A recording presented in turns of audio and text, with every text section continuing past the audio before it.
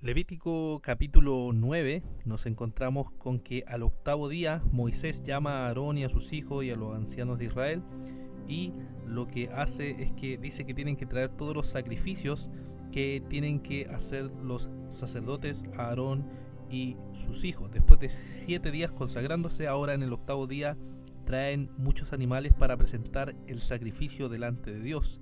Tienen que traer una bancada, un becerro para la expiación, un carnero para el holocausto sin defecto y un macho cabrío para la expiación de Israel, un becerro, un cordero de 1 año sin defecto para el holocausto, también un buey, un carnero para el sacrificio de paz. Y así todos estos animales tienen que traerse y presentarse delante del Señor. La congregación se reúne para presenciar estos sacrificios y entonces comienzan a hacerse los sacrificios. Moisés llama a Aarón, le dice que se acerque al altar y que entonces haga este sacrificio. Dice el verso 8: entonces se acercó a Aarón al altar y degolló el becerro de la expiación que era para él, y los hijos de Aarón le trajeron la sangre y él mojó su dedo en la sangre y puso de ella sobre los cuernos del altar y derramó el resto de la sangre al pie del altar.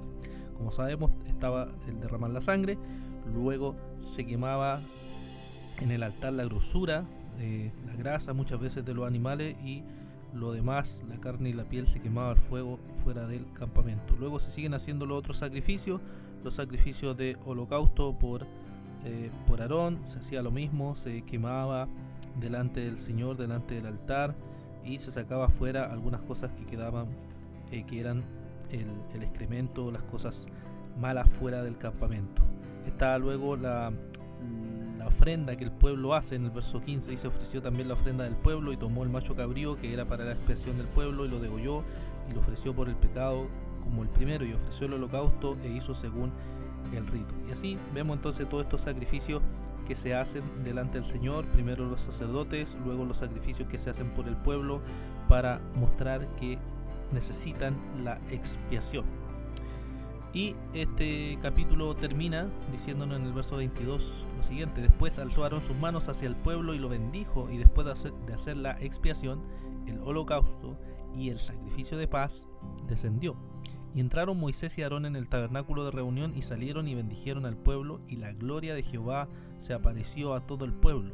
Y salió fuego de delante de Jehová y consumió el holocausto con la grosura sobre el altar, y viéndolo todo el pueblo alabaron y se postraron sobre su rostro. O sea, vemos que finalmente este capítulo concluye después de haber cumplido todas las ordenanzas de sacrificios, que la presencia de Dios aparece en ese momento.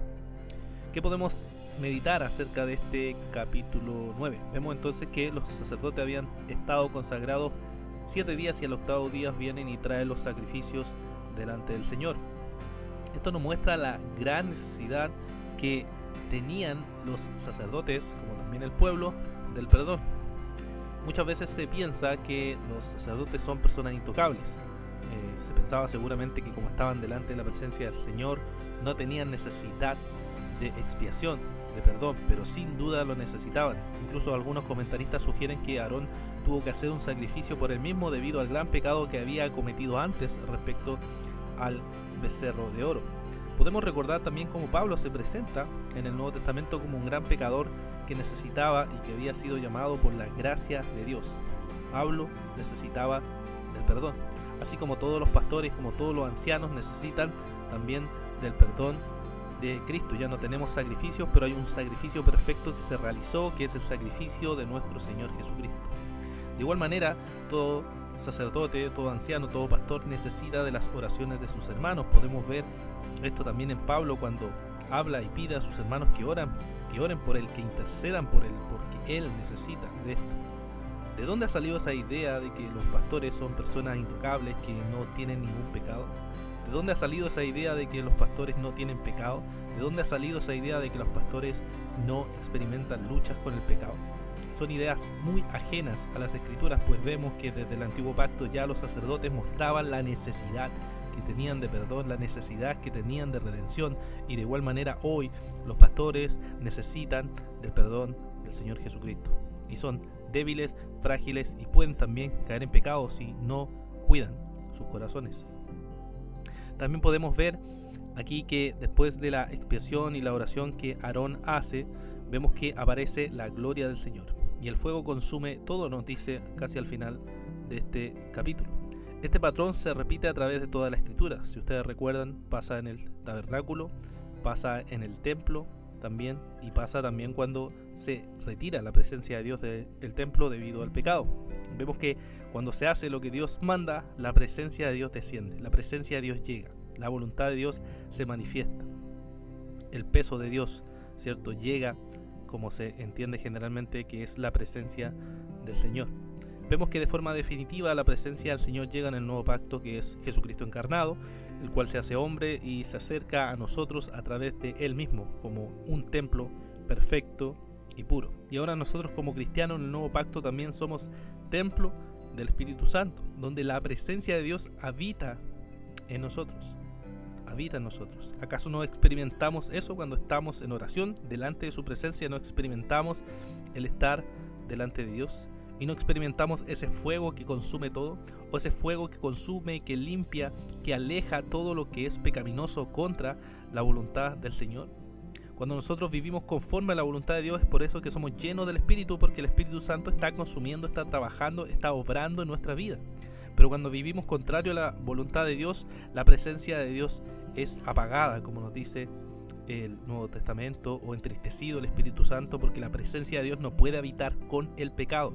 Si estás pecando, Dios no puede estar llenándote de su Espíritu, porque tú estás poniendo el pecado por sobre todo. Si no estás buscando al Señor, el Señor no permitirá que su presencia habite en un lugar donde está profanado, sucio, vil. Tienes que estar limpio, tienes que estar perdonado, tienes que estar redimido, tienes que estar arrepentido constantemente para que la presencia de Dios habite en ti. No es que el Espíritu se vaya, sino que sí se puede entristecer y sí puede uno vivir contrario a la voluntad del Señor. Y finalmente vemos la reacción del pueblo ante la presencia de Dios, que es, vemos, alabar y postrarse. Algunas versiones dice, y gritaron y se postraron. La presencia de Dios es tan poderosa, tan magnífica, que quedaron totalmente impactados y se postran. Podemos recordar esto en Isaías capítulo 6, cuando se encuentra con la presencia de Dios, es totalmente impactado. Cuando Pedro se encuentra ante el Señor después del milagro, de la pesca milagrosa, podemos ver el impacto que produce en Pedro, el cual dice, Señor, apártate de mí porque soy hombre pecador. El encontrarse con el Señor, el encontrarse con la presencia de Dios realmente debería producir en nosotros asombro, alabanza y postrarnos ante la gran maravilla que es nuestro Señor. Jesucristo, el sumo sacerdote perfecto, murió por nuestros pecados. Jesucristo, el Cordero perfecto, murió en nuestro lugar. Nos da la entrada por medio de lo que Cristo hizo, abrió el camino, un camino nuevo de vida, hecho por medio de la obra de Jesucristo. ¿No debería eso llevarnos a alabar? ¿No debería eso llevarnos a postrarnos y decir, cuán gloriosa obra has hecho tú, Señor? Cuán gloriosa obra has hecho tú por mí, por tu pueblo, por tu iglesia, manifestando la gran maravilla de tu gracia. Que el Señor les bendiga.